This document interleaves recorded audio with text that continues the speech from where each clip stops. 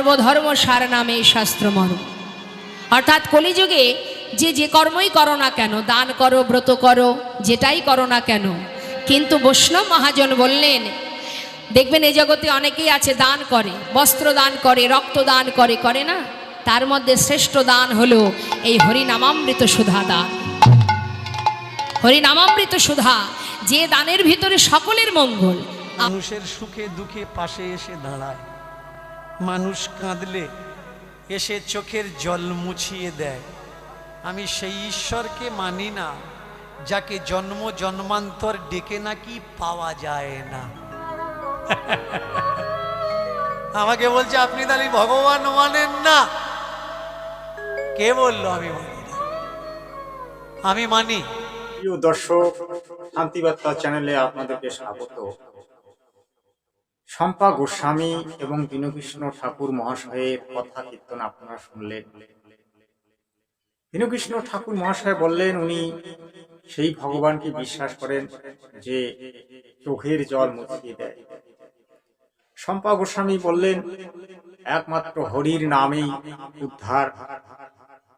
এই যে কথাগুলি, এই কথাগুলির সত্যতা কি? এই কথাগুলির সত্যতা আজকে আমি আপনাদেরকে গীতার মাধ্যমে দেখাতে চলেছি। আপনারা ভিডিওটি শেষ পর্যন্ত দেখবেন এবং পারলে চ্যানেলটিকে সাবস্ক্রাইব করে নেবেন সৎসাহে। এই যে দেখুন, এই যে বিরাট রূপ, এটা সকলেই বলে কৃষ্ণ বিরাট রূপ দেখিয়েছে। অর্জুন এখানে আছে, এটা বিরাট রূপ। এটা নারায়ণ, নারায়ণ বা বিষ্ণু বলো, কৃষ্ণ বলো, যেটাই বলো। অর্জুন বললেন, এই যে দেখুন, এটা হচ্ছে 147 পৃষ্ঠা বিশ্বরূপ দর্শন যোগ। 147 পৃষ্ঠা, এই যে দেখুন 147 পৃষ্ঠা বিশ্বরূপ দর্শন যোগ, শ্লোক নাম্বার হচ্ছে 30। শ্লোক নাম্বার 30 কি বলল? এই মহা উগ্ররূপ ধারী তুমি কে? অর্জুন বলল, যখন বিরাট রূপটা দেখালেন তখন অর্জুন বলল যে উগ্ররূপ ধারী তুমি কে? আমি তোমাকে প্রণাম করি। হে দেববর, তুমি প্রসন্ন হও, তুমি আদি পুরুষ, আমি তোমাকে জানতে ইচ্ছা করি। তাহলে শ্রীকৃষ্ণ বিরাট রূপ যদি দেখালো, তাহলে অর্জুন বলল যে উগ্ররূপধারী তুমি কে? শ্রীকৃষ্ণ তো অর্জুনকে জানে, অর্জুন শ্রীকৃষ্ণকে জানে, দুজনেই বাল্য সখা এবং সম্পর্ক তাদের জামাই শালা। তারপরেও অর্জুন কি বলল যে উগ্ররূপধারী তুমি কে? এটা একটা কথা হলো? যার সঙ্গে চিরদিন ওঠা বসা, খাওয়া দাওয়া ইত্যাদি ইত্যাদি, তাকে কোনোদিন বলা যাবে যে তুমি কে? এটা নিশ্চয়ই বলা যাবে না। আপনারা বিচার করে যাও, তোমাকে জানতে ইচ্ছা করে। অর্জুন বলল যে তুমি যে এই বিরাট রূপটা ধারণ করলে, তোমাকে তো এতদিন দেখি নাই, তুমি কে? এবার এখানে বলল, আমি সংস্কৃত শ্লোকগুলো বলছি না, আমি বাংলাগুলো বলছি। এই দেখুন, শ্রী ভগবান বললেন, এই দেখুন শ্রী ভগবান বললেন, আমি লোক ক্ষয়কারী মহাকাল। শ্রী ভগবান কি বললেন? আমি লোক ক্ষয়কারী মহাকাল। তাহলে উনি সেই সময় কেন বললেন না যে আমি শ্রীকৃষ্ণ? এইখানেই তো কথাটা।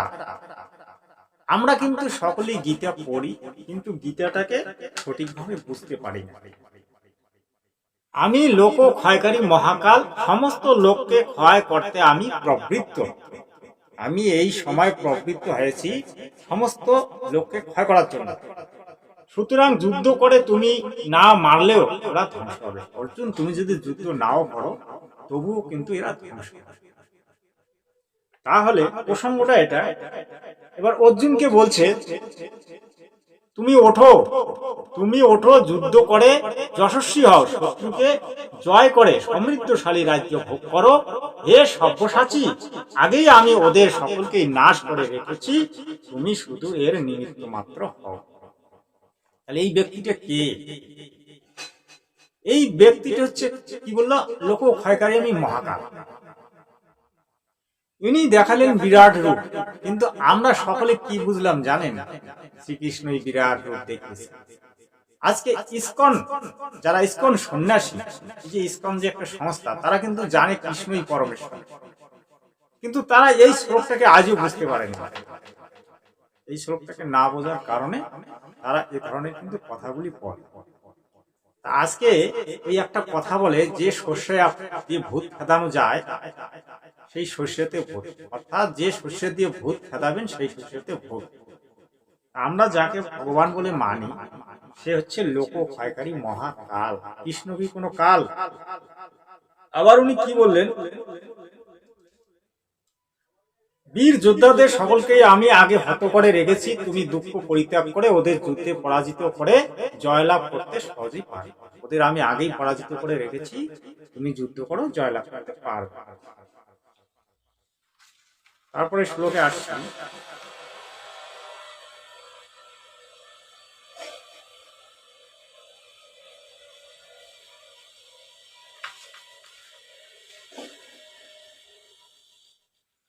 অর্জুন দেখলো যে এই যে বিরাট রূপধারী, এর আগে তো উনি কোনো আগে দেখে নাই, তাহলে তিনি কিন্তু চিনতে পারলেন না। তিনি কিন্তু তাকে নানান ধরনের প্রশ্ন করতে থাকলেন এবং বললেন যে আপনি এই জগৎ পিতা, আপনি সকলের শ্রেষ্ঠ, দেবতারও শ্রেষ্ঠ। হ্যাঁ, এইভাবে তিনি কিন্তু তাকে অনেক সম্বোধন করলেন। এই যে বলল, ব্রহ্মাণ্ডের পরম আশ্রয়স্থল তুমি, তুমি বেত্তা, তুমি বেদ্য, তুমি পরম ধাম, হে বিশ্ব অনন্তরূপ, তুমি জগৎ পরিবর্ত হয়ে আছো। এই ধরনের কিন্তু তাকে সম্বোধন করলো। কিন্তু সে কি বলল? যে আমি লোক ক্ষয়কারী মহাকাল, আমি এই সময় লোক ক্ষয় করতে প্রবৃত্ত হয়েছি। তিনি কিন্তু এই কথা বললেন। আবারও উনি বললেন যে অর্জুন, আমি এদেরকে ধরে নিয়ে যাব, ধরে নিয়ে গিয়ে আমি এদেরকে, এদের যে কর্ম, কর্মের ফল আমি এদেরকে দেব। কিন্তু বলছে ইনি কি করেন জানেন? ইনি থাকেন হলো এই যে 21টা ব্রহ্মাণ্ড। আমরা তো 3 লোকের কথা জানি, স্বর্গমত্ত, পাতাল, কিন্তু আরো অনেকগুলি ব্রহ্মাণ্ড আছে। মোট ব্রহ্মাণ্ড 21টা ব্রহ্মাণ্ড এই বিরাট রূপধারী কালের আছে। কালের অধীনে 21টা ব্রহ্মাণ্ড আছে। তার মধ্যে স্বর্গমত্ত, পাতাল 3টা ব্রহ্মাণ্ড। এই স্বর্গমত্ত পাতালের মালিক হচ্ছে ব্রহ্মা বিষ্ণু মহেশ। এই ব্রহ্মা বিষ্ণু মহেশ্বরের পিতা হচ্ছে এই ব্রহ্মা বিষ্ণু মহেশ্বরকে 3টা গুণ দিয়ে রাখছে, সত্য, রজ, তম। আর এই ত্রিলোক পালন করে এই ব্রহ্মা বিষ্ণু মহেশ্বর। আর ইনি থাকে কোথায়? ইনি থাকে একদম উপরের লোক, যেটাকে বলা হয় গম্ভীর গুহা নামে একটা স্থান আছে, যেটা এই 21টা ব্রহ্মাণ্ডের উপরে। ইনি কিন্তু যোগমায়া দ্বারা আচ্ছাদিত। এটা ইনি গীতে বলছিল যে অর্জুন, আমি যোগমায়া দ্বারা আচ্ছাদিত থাকি, অর্থাৎ উনি আড়ালে ওনাকে দেখা যায়।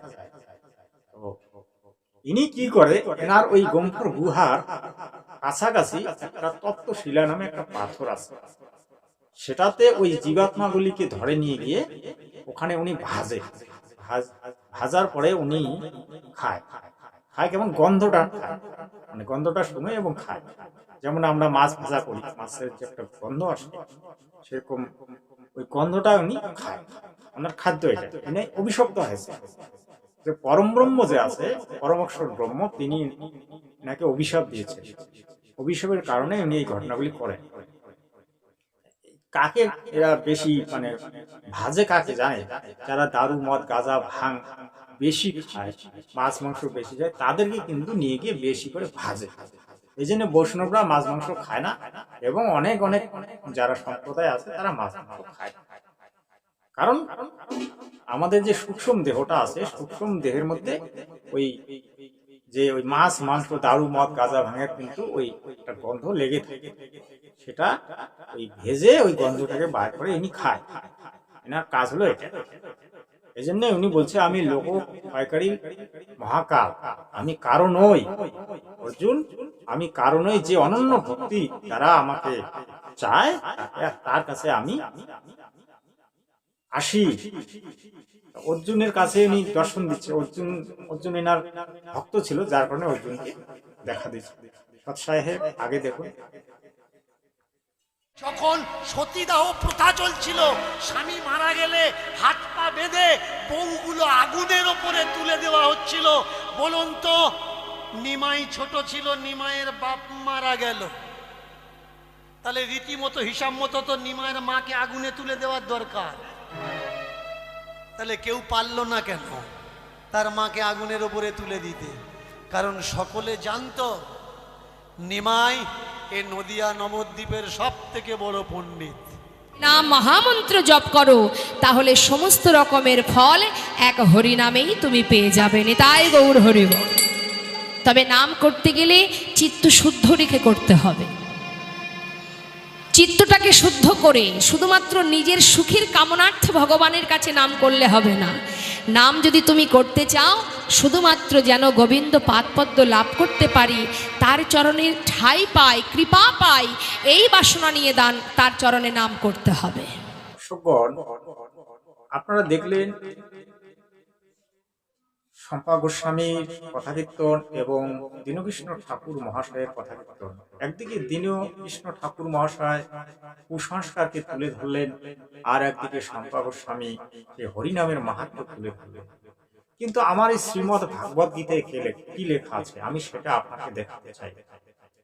দেখুন, অক্ষর ব্রহ্মযোগ, এই দেখুন অষ্টম অধ্যায়, এই যে অষ্টম অধ্যায় অক্ষর ব্রহ্মযোগে আমি আপনাদেরকে দেখাতে চলেছি কি লেখা আছে। এই যে 5 নম্বর শ্লোক, 5 নম্বরে লেখা আছে, 5 নম্বর শ্লোকে লেখা আছে অন্তকালে। এই দেখুন, অন্তকালে আমাকে স্মরণ করতে করতে যিনি দেহত্যাগ করেন তিনি আমাকেই প্রাপ্ত হন, এতে কোনো সন্দেহ নাই।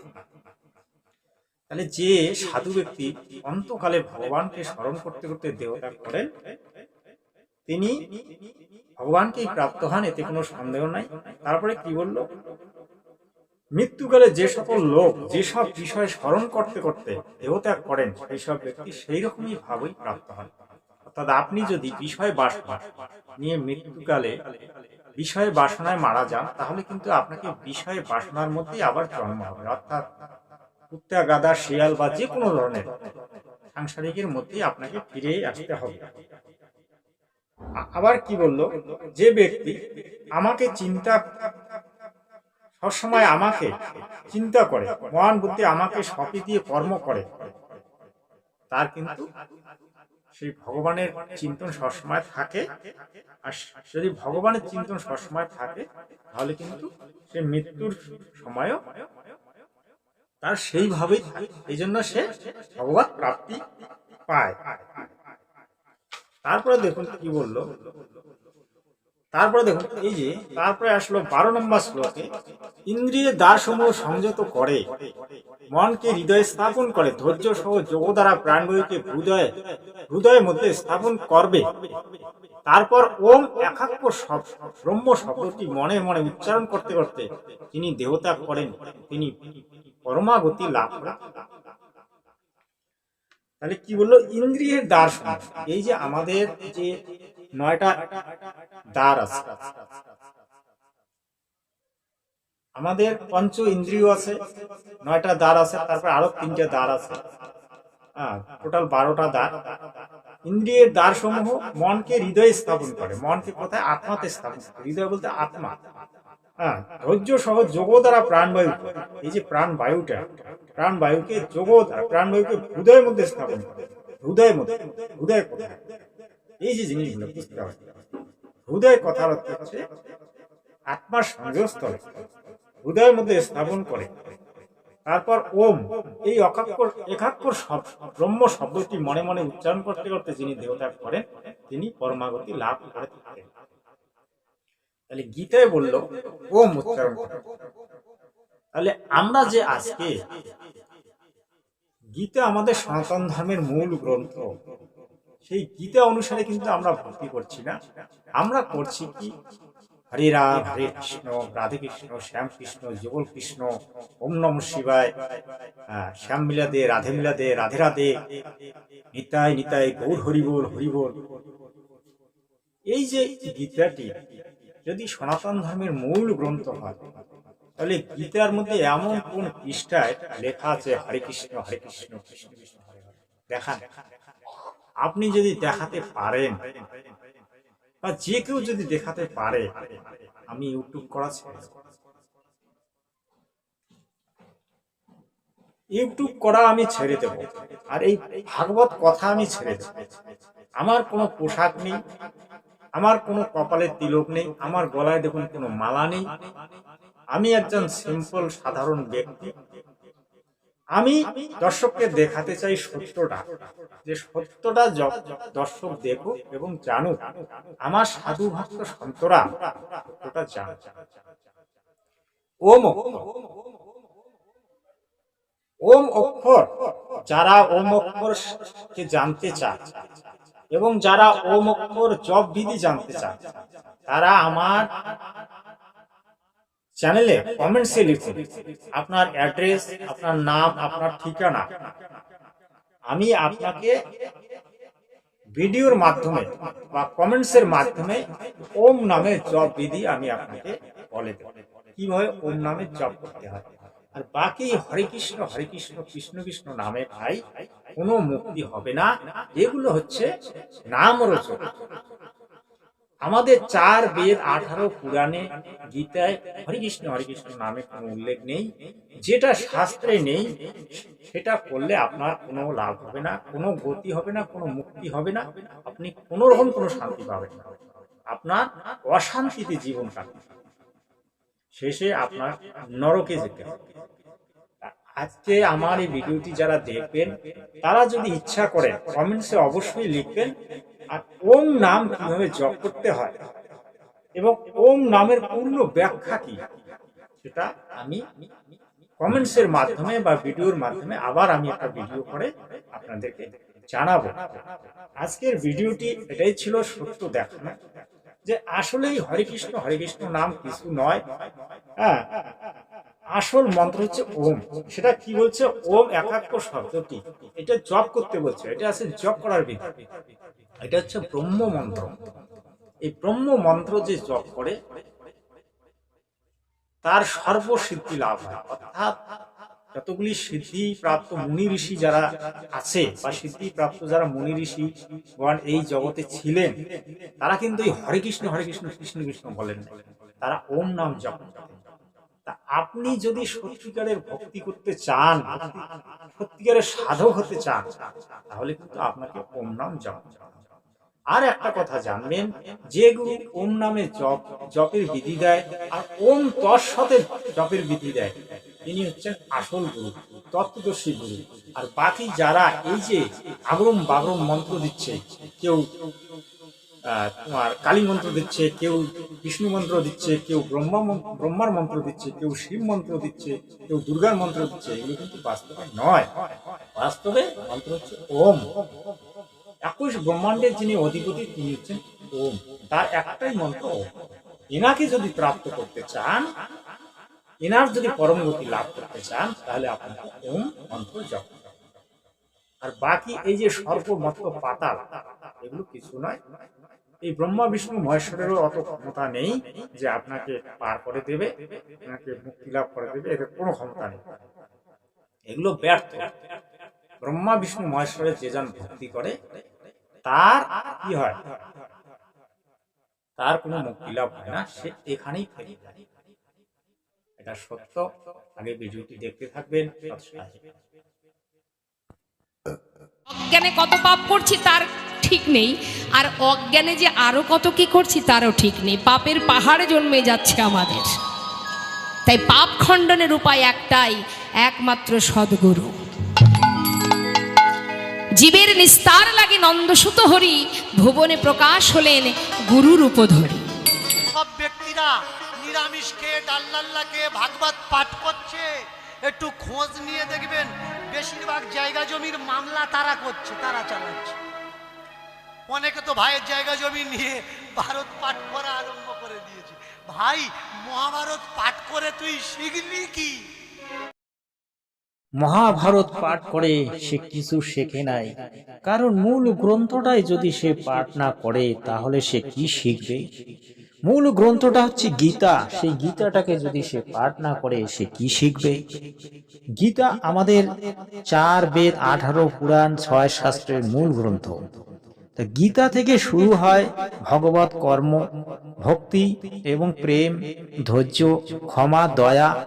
ভক্তির যে মূল অঙ্গ এবং আচরণ সবগুলি গীতাতে আমরা পাই। তো সেই গীতাটাই যদি উনি না পড়ে তাহলে উনি কি শিখবে? সৎ সাহেব, ভাইয়ের জায়গা নিয়ে নেওয়া শিখলি, জমির মামলা করা শিখলি। মহাভারত কি শেখায়? দুর্যোধনের অভিমান, বিনা যুদ্ধে নাহি দেব সুচাগ্র মেদিনী। যদি দিত তাহলে কি বংশটা ধ্বংস হতো? হতো না।